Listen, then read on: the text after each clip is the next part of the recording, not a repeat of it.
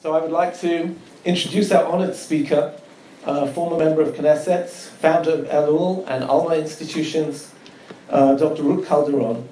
Ruth, thank you so much for accepting our invitation to Pardes.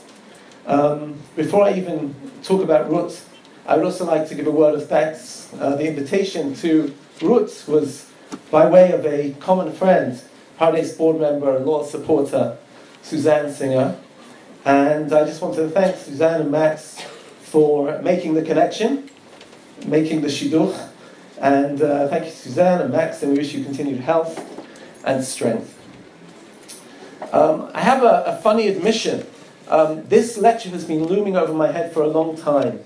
I got in contact with Ruth's office in the Knesset about, I don't even remember how long it was, 6 months ago, and we were arranging a date, and then suddenly they announced the election. And they said, we can't arrange anything after the election. And everybody else was wondering to find out who had actually got into office. And I was wondering when I was able to email Ruth. And, can I wait 1 day, 2 days after the election, 3 days? When's it? So we're very delighted that you are here. And we're especially delighted to have you in our Bet Midrash. The excitement from a lot of students here has really been overwhelming. I can't think of another public figure who so suitably matches our ethos here at Pardes. Here where we open the Bet Midrash doors really wide, accepting every Jew into our learning community with the mission, the mandate and insistence that every individual empower their Jewish life by engagement with our tradition of studying text. That's what we do at Pardes, and I think that's what Ruth stands for. Dr. Calderon embodies this and exemplifies this in her life and in her teachings. Before she entered the Knesset, I used to learn with her on a daily basis. Every morning, first thing, way before I even picked up my cell phone, Ruth would put a Mishnah up on her Facebook page and make a few... You're still doing it? And the thing is, you changed your Facebook page. No, it's a closed group. Mishnah Yomit, you're welcome. Mishnah Yomit, there you go, it's still going on. And she would put up the Mishnah first thing in the morning and make a few comments, and suddenly everybody would weigh in. It started off with maybe a dozen comments, then it was 20 comments, 30 comments, 50 comments, and I would be going on the bus on the way here in the mornings, or sitting at my computer first thing in the morning studying first Pirkei Avot, and then Masechet Avodah Zarah, and then Masechet Sanhedrin, together with a huge Bet Midrash of a virtual Bet Midrash, but a Bet Midrash of people who were learning through Ruth's Facebook page. Later, we all saw Dr. Calderon become a Chaverat Knesset, and many of you have probably seen her inaugural speech at Knesset, where she talked a sugya from the Talmud in the Knesset plenum. This Talmud class, this Gemara Shiur, became a viral YouTube hit. I checked it this afternoon. So far it has 242,190 hits. I think it's probably the most famous speech ever given in Knesset. I think it's probably the most watched shiur on the Talmud ever given. So Ruth, you have taught all of Am Yisrael, and you've become our teacher. And many of us see you as a role model. Others are intrigued by your passion for Talmud, twined with your secular worldview. Tonight, we're going to simply enjoy hearing you teach a piece of Gemara, a book that unites us all, and we hope we will also listen to you sharing your worldview of the marriage between Torah and Tzionut, between Israel and Judaism. Ladies and gentlemen, Ruth Calderon.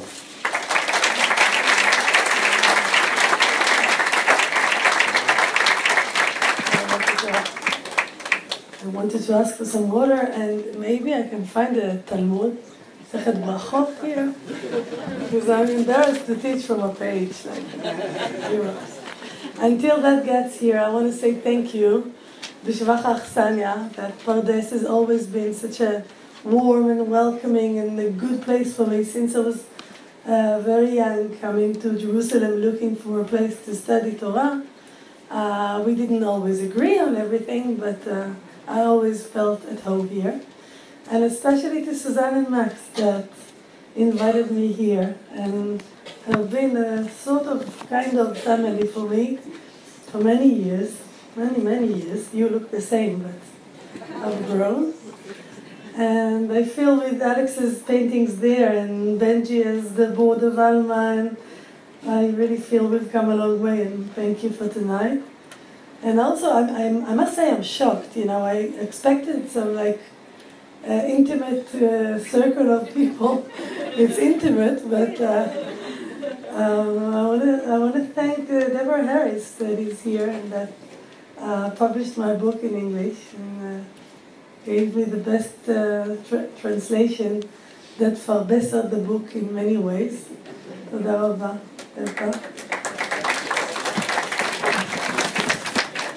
So I'll do what I know how to do. ברכות דף זין. איפה אתה? They are changing the places in the page. רגע. If you do have the book, or I will be happy to speak about the picture that I love very much. That is the front of the book. When we first gave the book to JPS, that was the publisher, they sent me a picture of the cover that they suggested. It had pomegranates and chanukiyot and, you know, like a Jewish book. And I said, trying to be very polite, thank you very much, but I don't think that's exactly what this book needs. And I suggested this picture of Ruth, what's her last name? It's important to remember. An American photographer in the 60s, Ruth, I'm ashamed, I have to remember. Orkin? Okay. Ruth Orkin was a famous American photographer that did a series in Rome, of An American in Rome is the name of the series. And this is the woman, the American, walking the streets of Rome. And you can see Roman, Italian men standing on, and she's all alone, she has sandals on, and it's interesting and intriguing what you will make of her face if she is suffering, walking alone, a woman in the street with all these Italians whistling and making comments. It was at a time when it was allowed. Or is she enjoying it? And I felt when I loved this picture anyway, but when I felt that in many ways, the way I feel studying Talmud and in the world of Talmud is like an American woman in Italy in the 60s. And I think the bottom line is, I think she's enjoying herself. But, so I chose the last story in this book, and we'll study it together.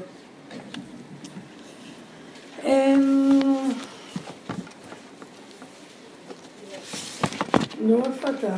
תלמוד. There are two עמודים for each כן, other. נכון. הנה. Won't make any damage if I hold it. אמר רבי ישמעאל בן אלישע. רבי ישמעאל בן אלישע, the high priest, is not a usual protagonist in the Talmud. This story is not a usual story in any way. It's the only one of its kind. When somebody actually meets God, you know, it's not the custom in our religion to meet God. And if you see God in the Bible, it's very bad. You know, that's not something that you're invited to do. And here on the 7th page of the first tractate of the Talmud, somebody is actually meeting God, and there are many academic explanations, but it's just too good a story to go in there yet. So let's start the story. Rabbi Yishmael ben Elisha said, פעם אחת, once, נכנסתי להקטיר קטורת לפני ולפנים. I went in the inner, איך אומרים? Sanctuary. אבל לפני ולפנים, is there an English expression that can say the inside of the inside? לפני ולפנים. It's so beautiful and איך אומרים? חושני. sensual to say לפני ולפנים. So once I went with incense, לפני ולפנים. When is this once? When is he allowed to go in? We all know that it's in Yom Kippur. The only person in the world allowed in the inner place, in the center, the heart of the temple. Only one person is allowed, the high priest, that symbolizes all of us, and he's only allowed to go in one day a year in Yom Kippur, the Day of Atonement, and within the big choreography that he is taught the nights before. He doesn't eat, he doesn't drink, he's barefoot, he has different costumes that he has to change through the choreography of the day, and he has to do everything exactly as he was told, because it's a ritual, if anything will go wrong, all of us are insane. And there's no one to help him, he's all alone in the temple.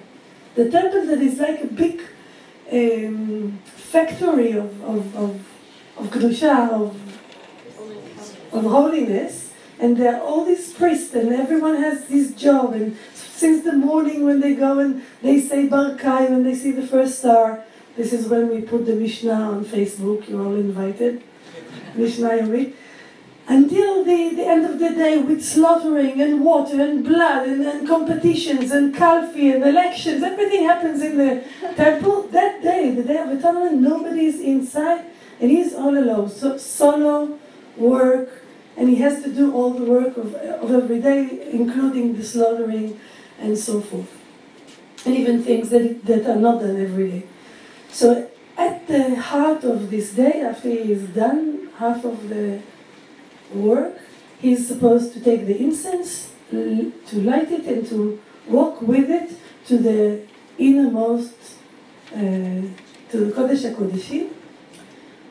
And what is in Kodesh HaKodeshim, if we would walk in the second temple? You're so polite, I can't hear. Shum davar. In the first temple there was, the Ten Commandments were there.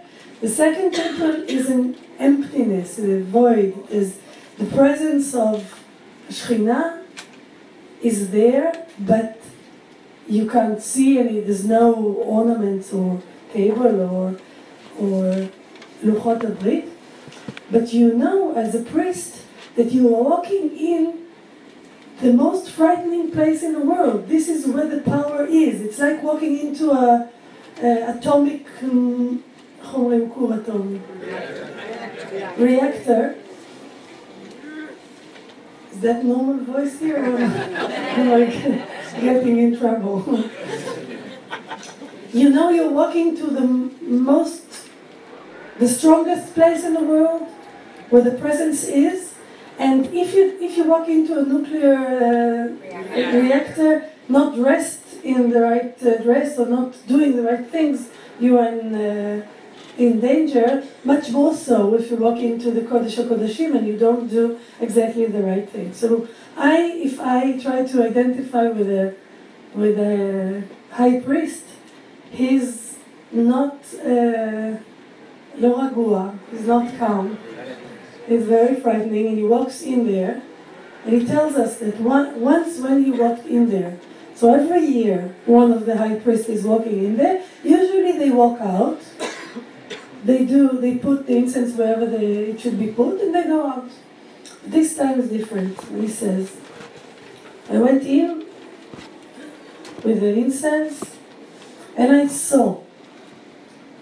And he sees something that no other human being, at least in the Talmud, that I know, has ever seen or told us that he saw.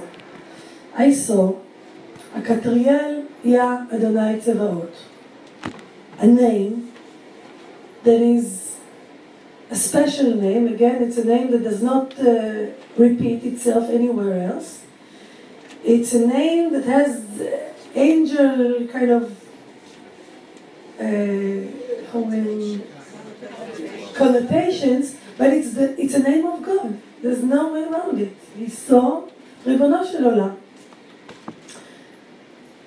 כשהוא יושב על כיסא רם ונישא. And this this sight, this, I don't know how to say, this vision, no, but God is sitting on a throne or chair. So again, you can't be mistaken. It's not someone that walked by, it's not another priest. It is the sight. Now, he's a human being. I'm sure he read the Bible, and he knows that this is very dangerous, and you're not supposed to look. Moses was the closest to seeing anything, and even the back is dangerous to see. But he's stuck there with the incense, and he's doing what he was told to do, and nobody ever told him that he's going to meet God. It's a complete surprise, and he has to improvise. There's no knowing what exactly to do now. So he saw God, and God not only let him see him, but refers to him, calls him by his first name, and says to him, Amar li, and he said to me, Ishmael, bni, barcheni, Ishmael, my son, give me a blessing. I'm all alone here. All the Jews went out. They are fasting. Nobody speaks to me. I'm sitting here. And you came. Give me a blessing. Now, the moment that God not only lets a human being meet him, but knows his first name, and imagine personally that God talks to you in your first name, so he knows me, it's shocking, that's enough. But not only that, that he says, give me a good word, tell me milah tova, bless me. Now what can you bless God? מה תגיד לו? What will you tell him? עד 120? What? Baruch Hashem, what can you do? And the moment is so special and intimate because you feel, when he says, Ishmael, my son, it's something, it's like breaking the... כן, איך אומרים? לשבור distance. I don't know the English. We say in the army to break the distance. Well, it's in Hebrew, distance. And he's breaking the awe, the fear, what you usually feel about God, and Yom Kippur, and the Day of Atonement. And he says, Ishmael, my son, bless me. Now, what is the feeling of God, or the atmosphere? What happened to God that he's looking for a blessing? It's not that he's asking for a blessing. It's not so easy to ask for a blessing.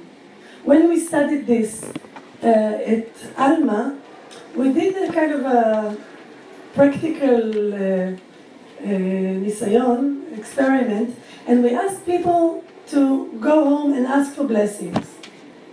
And you should try it at home. It's very sweet because when you give someone the authority or the power to give you a blessing, not everybody is comfortable with that, but the people who are, and when somebody asks you to give them a blessing, it's something, you become kind of responsible to the person you bless, and you try to think, what do they need? And the person that is blessed is giving themselves to you. It's like a little bit like a parent and a child. You feel like a mother or father, and you try to give the blessing that the person needs. Now this is, if there's one thing that you don't think about God, is that he needs to put his head on someone and rest a little bit from all these Jews in the temple. And so he's asking for a blessing. Now Rabbi Ishmael is stuck there, nothing prepared, there's nothing in the prayer book. Afterwards they'll put in the Talmud Nosach for the next time if any one of us will find ourselves in the same situation, we know how to get out of it, but he didn't have any format, and he says to him the following beautiful blessing. He says to him, יהי רצון מלפניך. איפה זה?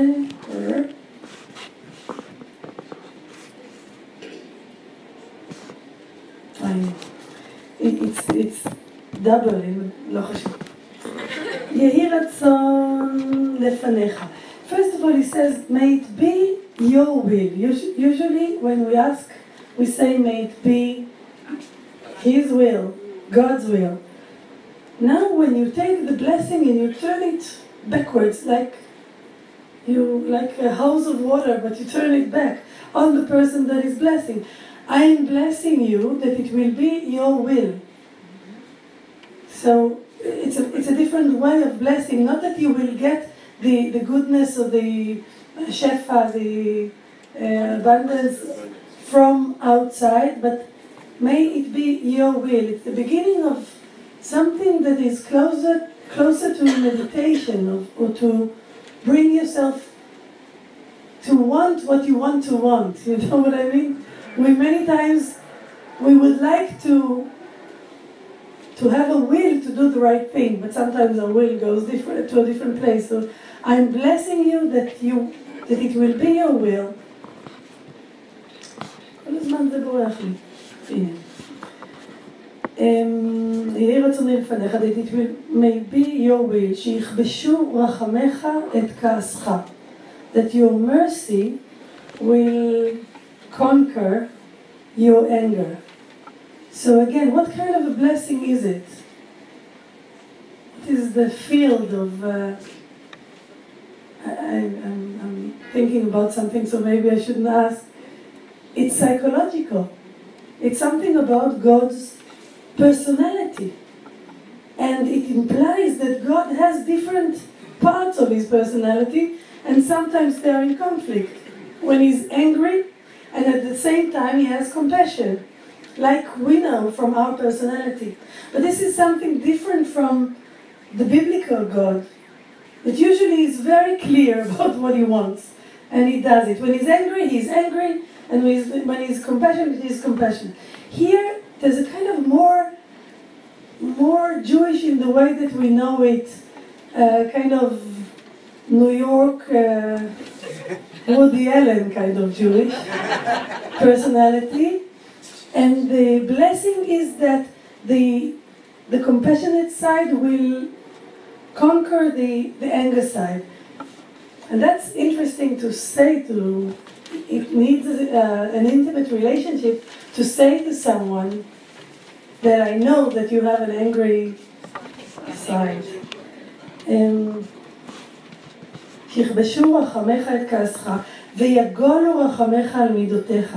יגולו is a very beautiful verb.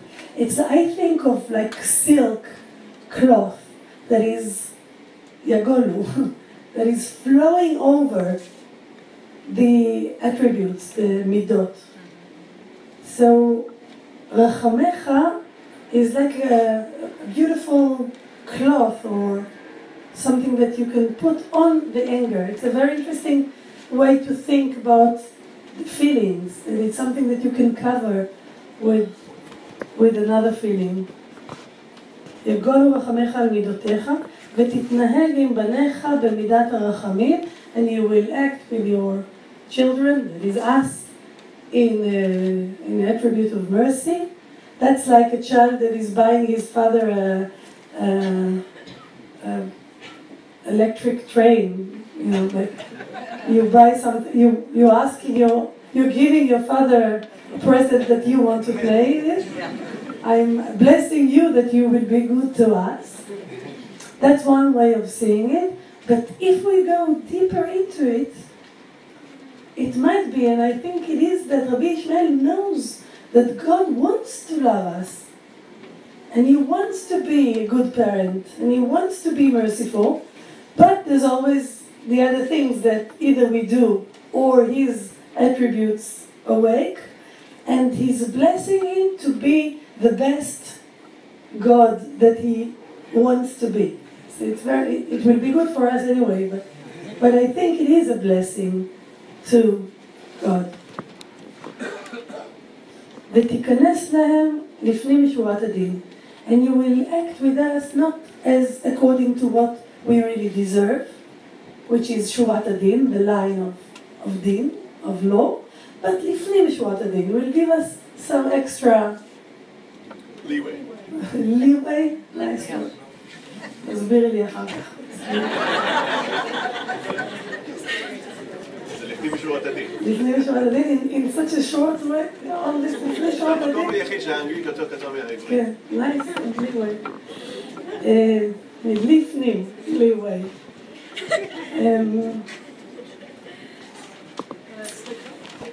It's this lifnim we had before when you said lifnai v'lifnim. לפני ולפנים. Same word. That's beautiful. So maybe the place, לפני ולפנים, is the place of לפנים משורת הדין. The din is outside, and when you go into this intimacy of actually meeting God, there's a place of abundance. Beautiful. תודה דבי. And now I think is the most, every line here is beautiful, but this is a surprising line. ונענה לי בראשו. And God shook his head. Like, okay, thank you. That was good. It's interesting, they didn't have to write this. He didn't have to nod his head. He said he nodded his head. So again, this beautiful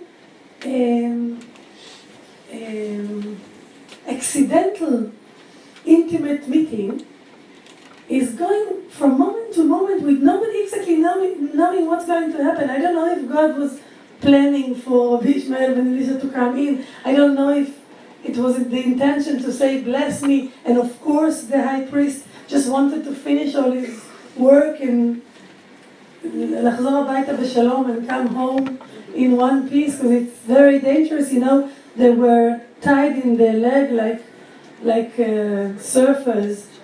If they will die inside, nobody can come in to take them. They would have to pull them out by the leg. So he just wanted to get out and say to the people of Israel, everything's okay, the year is blessed, Yom Kippur, and we go to have some honey cake and coffee that nobody had for 24 hours.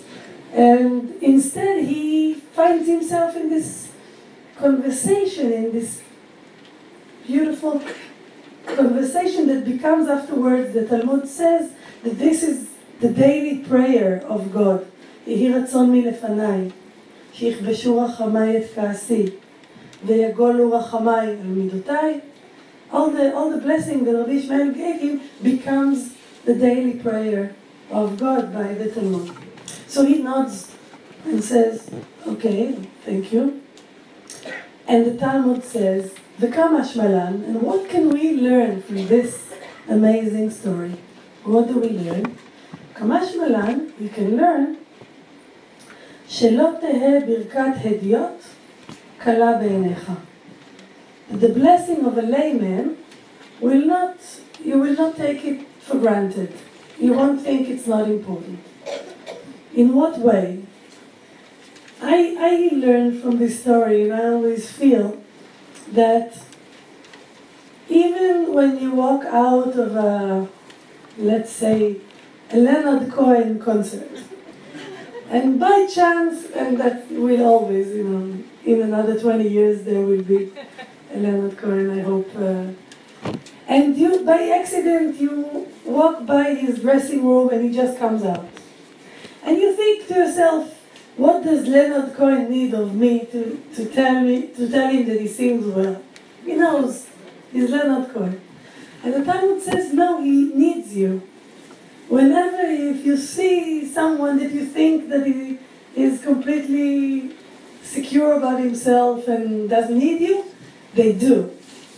And the blessing of a layperson is sometimes our blessing, is sometimes the thing that can change a life of someone, that can change the whole, in this case, maybe the whole world of that year.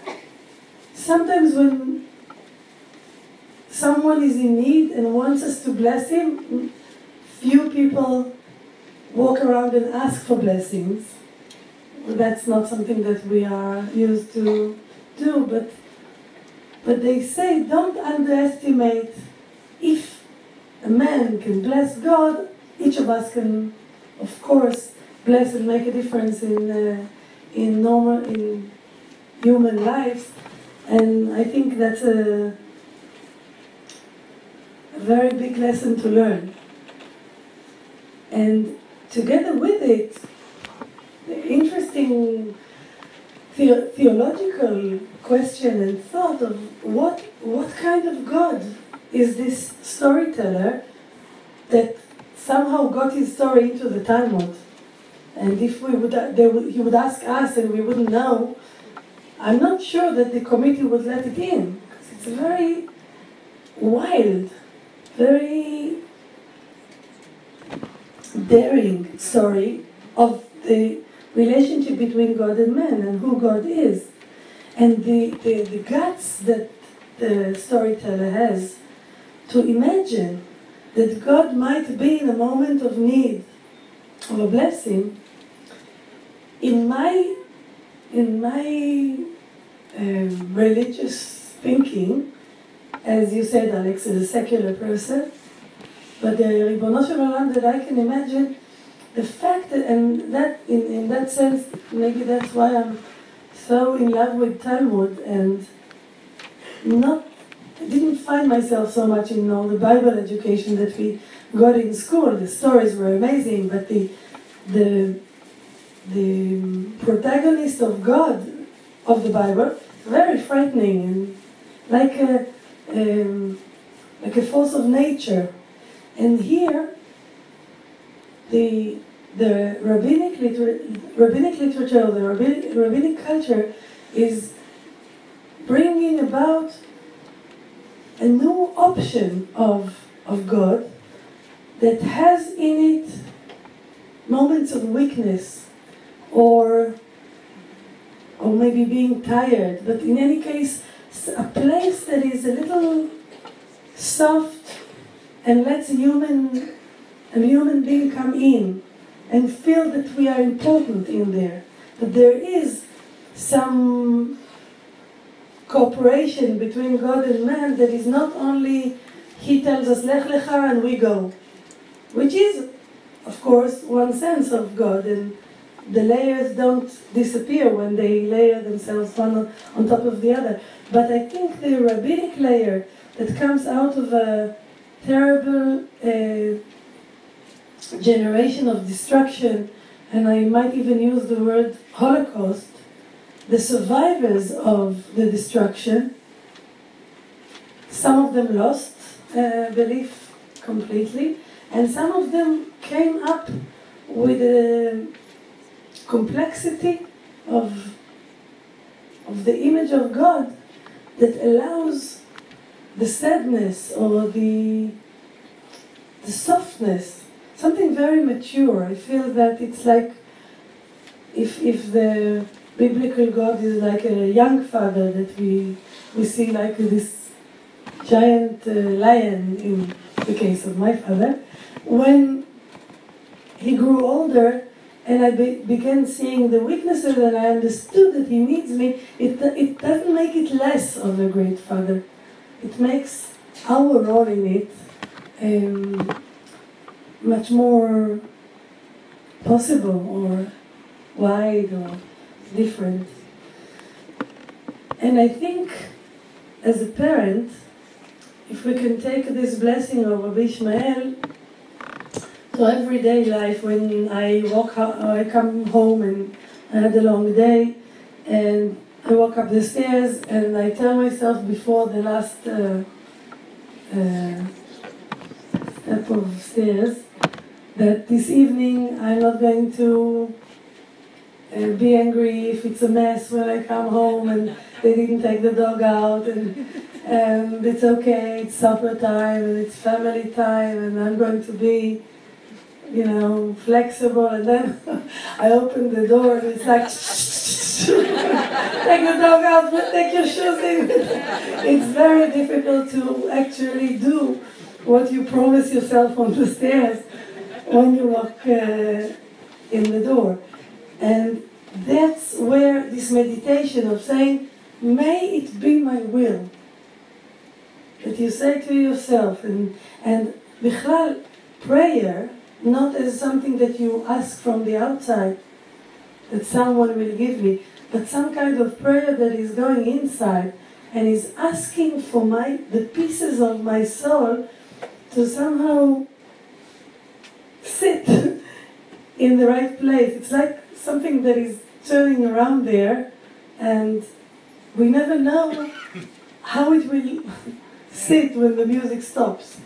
And that we are blessing ourselves that if we can read this blessing about ourselves, שיכבשו רחמי את כעסי, that my compassion will flow over my anger, and that my compassion will cover the other attributes, and that I will come to my children from a place of mercy, and that I will come to them. איך אמרת? לפני משורת הדין. And maybe sometimes to do that to ourselves, to יהי רצון מלפני שם, that I will do that to myself and I will not.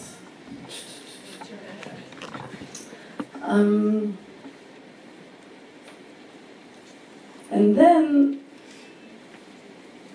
also I just want to remember that all of this happens in Yom Kippur, in the Day of Atonement. It is a trial and a day of fear and a day of a kind of a turning point between your life until now and what is going to happen to you in the next year.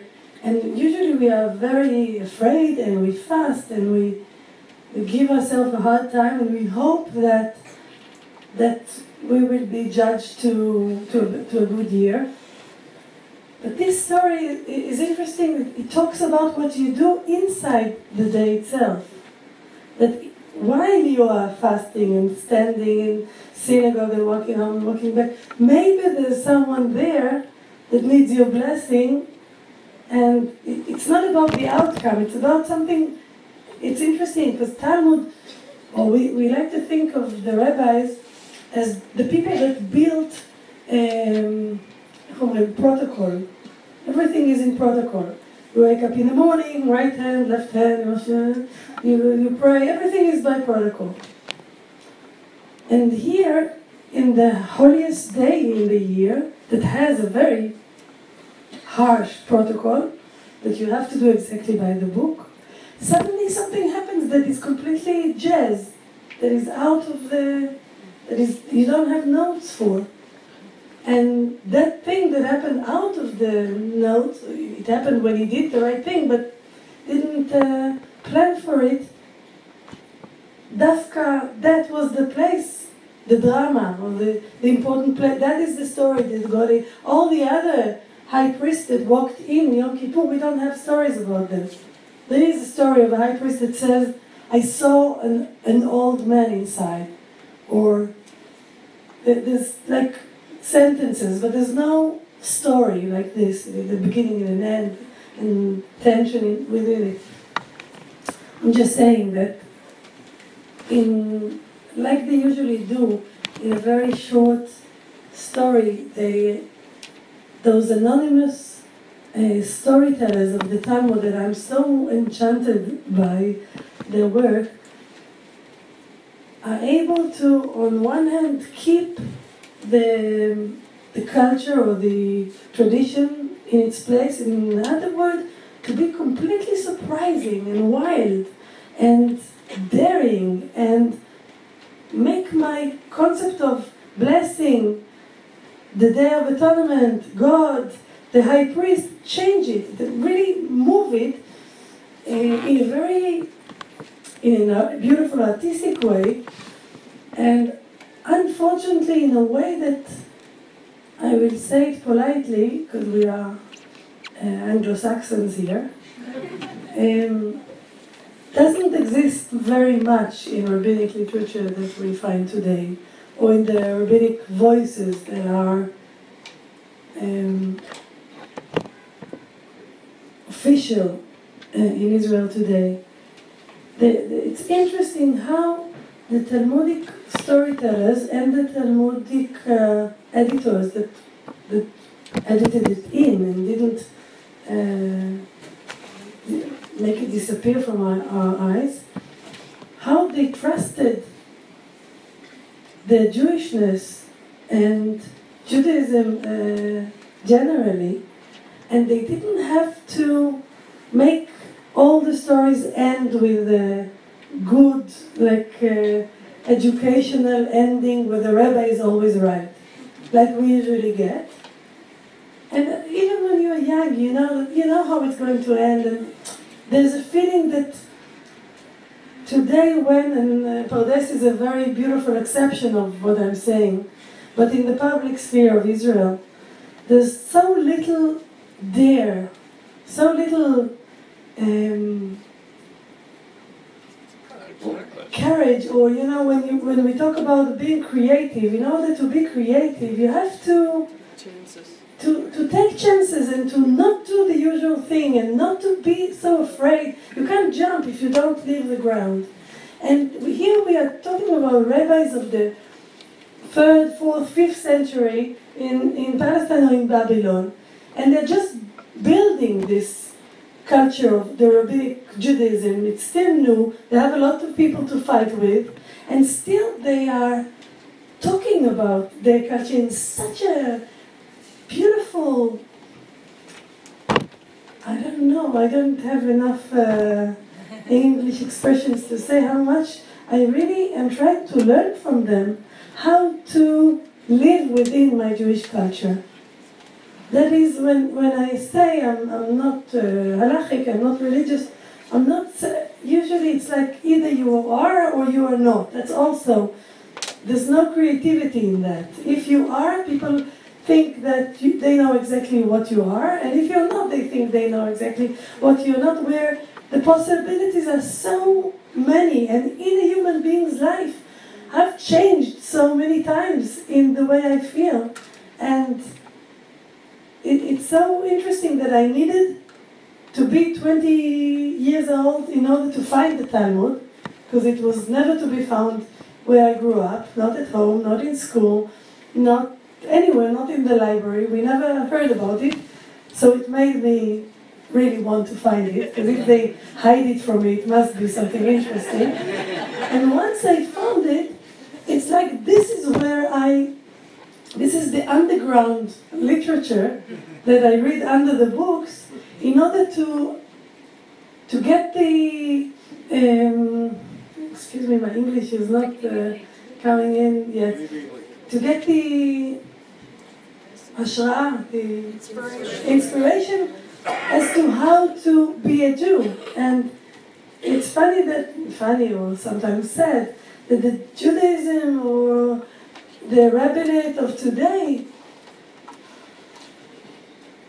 the way I see it, finds it necessary to hold. It's like, I always think that a good story or midrash is like a kite. You have to hold the text, the verse in your hand, but you have to give it a lot of thread to fly in the air. If you let go of the text, it's not a kite. It's just paper. Gets lost. But if you hold it too tight and you don't give it leeway, then it will never fly. And the good kite has to pull. Tension. And tension is something that takes a little risk. And so I'm optimistic because there is Talmud. And as you know, I've spent the last 2 years giving service at the Knesset, and it wasn't an easy experience vis-a-vis trying to make Israeli Jewishness more open, more loving of Jews, more in touch with Jews overseas, more feeling that we are the homeland of all Jews in the world, and that Torah is something that we all share, and that there's a possibility with these books to, although we are so different between the different communities in the world and the different communities in Israel, but we do have a shared language, which is the classic text. the Bible, the Mishnah, Talmud, Kabbalah, Hasidut, all the way to Hebrew literature. There is something that we can share, and it sounds simple when we are here in Pardes, but my experience is that it still will take a long time, and hopefully we'll get to the time when even in the Knesset, people will be able to take risks from a place of love, not from a place of trying to mock it or to make it weaker. The opposite, to bless ourselves that we will be able to.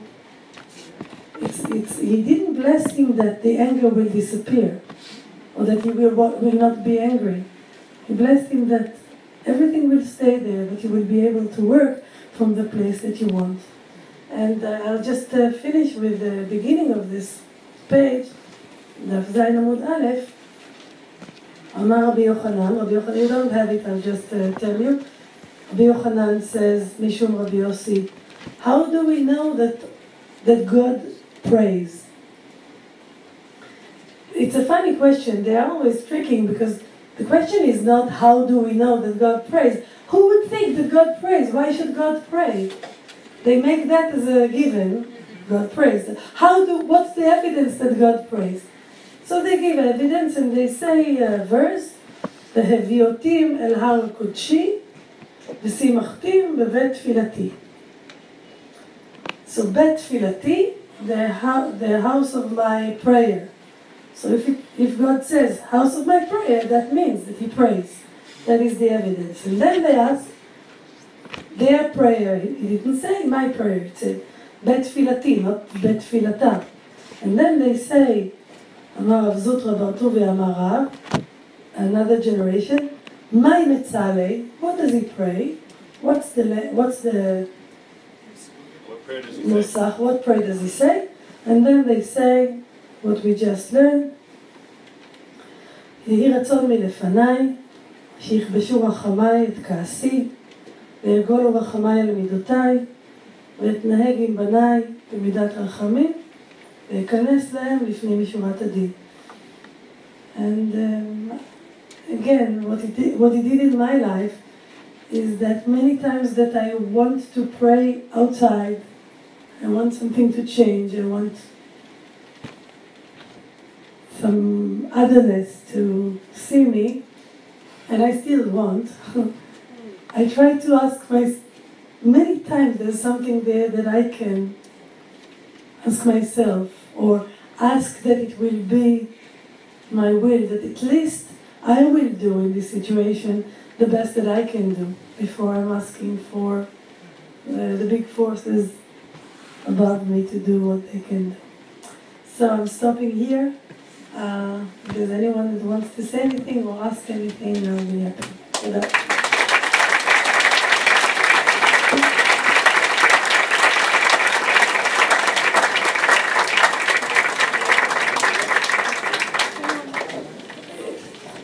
I got the permission to stay. Anyone, please? Debbie. I thought it was interesting that in the last sentence, they use the word hedyot. And usually hedyot is like the opposite of the Kohen Gadol. So I guess it's relative, like compared to God, he's a hedyot. I think it's an interesting choice of words. So I wanted to say something about the word leeway, because I thought it was interesting that we chose this English word. And part of what I find myself facing, particularly as an Ola Chadasha, is like this whole question of how does my English-speaking culture, when is it something that prevents me from entering into text? When is it something that can actually be a source of creativity?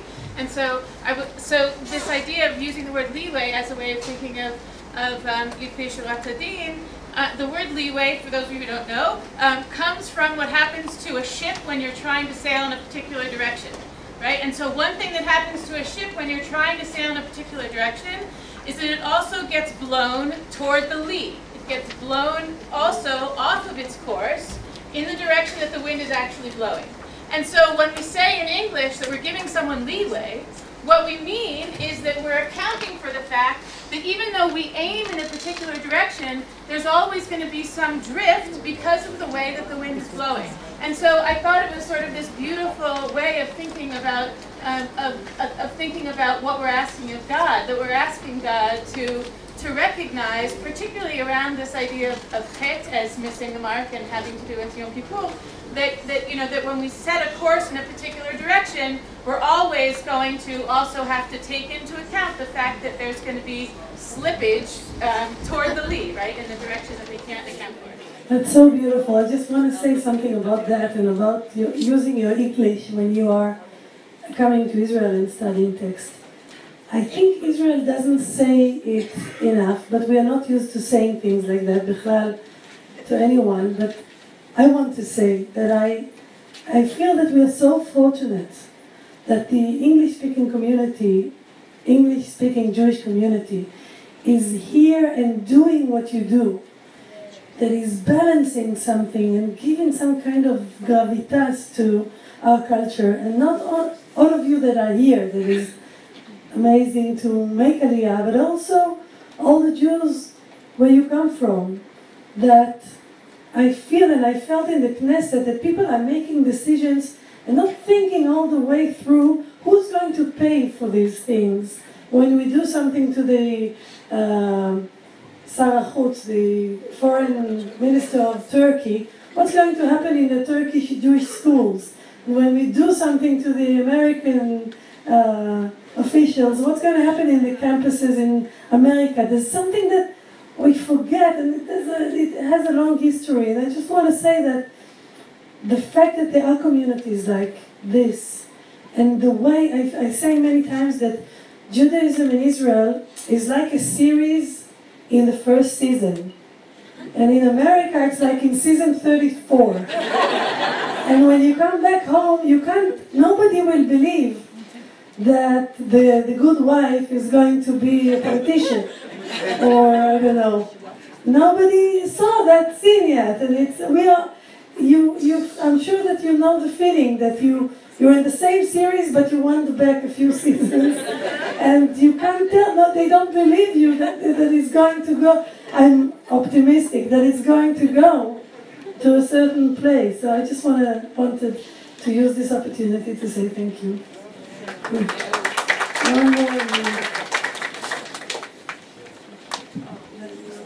I wanted to follow up on something you were saying about creativity in the Talmud. I was taught that the rabbis were really radical, that they took pieces here and there from the Torah and they put them in a place that it proved their point, and they took risks, lots and lots of risks. I wonder how many mature Israeli Knesset members have had any contact with the text. And I guess I'm optimistic too. I'm a new Olah, and I really believe that those of us who are here with our feet on the ground have to keep our eyes and ears open to do what we can when we can. So, but I wonder about the Knesset. Are there any learned men and women there? One of my big surprises in the Knesset that I want to share is that the Knesset members are much wiser, much more hardworking, and much more interesting than I saw in the press before. I didn't expect to find such interesting people. Not all of them I like, but each of them can be a feature movie. Everyone there is a character. Now, many of them are, as you say, learned, but Talmud is so special that everyone can read it and believe that they read it the right way, and they are shocked by my reading. And I had a Bet Midrash in the Knesset every Tuesday, and when they did come, the ultra-Orthodox couldn't allow themselves to come because I'm teaching. But when we would study, sometimes in the long nights, we did study together, they just don't see it here. It's very easy to teach this story as I ask you, and it will come out that you are not. It's possible. So, but when you find a lover of Talmud, once I was waiting for a pharmacy, and I did my daily page. So it was many years that I did Daf Yomi, some 12 years, because I had children in the middle and I didn't do Saturdays. It's supposed to take 7 years. It took me 12, and I didn't quite finish Uktzin. Anyway, I was waiting for the pharmacy, and it was like 10 to 4, so I was with my Steinsaltz. And there was an ultra-Orthodox man there, also waiting for the pharmacy, and he couldn't resist. It happens also on flights. After like 15 minutes, they come and they say, "What are you doing?" And I said, "Daf Yomi, I do a daily page." And they say, "Your husband lets you?" And then the ones that really love Talmud can't resist to maybe learn something new. So they ask, "Where are you staying? Where are you pray?" And I say, and they say, "Can I test you?" And then I think, who is he to test me? Will I let him test me? But I said, "Okay, test me." It's usually not so hard. And then we become like colleagues, like someone that is a specialist in I don't know what, in water, rainwater, that finds a colleague in Czechoslovakia, and he can't resist asking him, "So what do you make of this Rashi? I don't care that you speak Yiddish and I speak Hebrew and you and I bread." For the moments that you find someone that is excited about what you are excited, you are together. And then the pharmacy opens and again, תודה רבה לכם, thank you.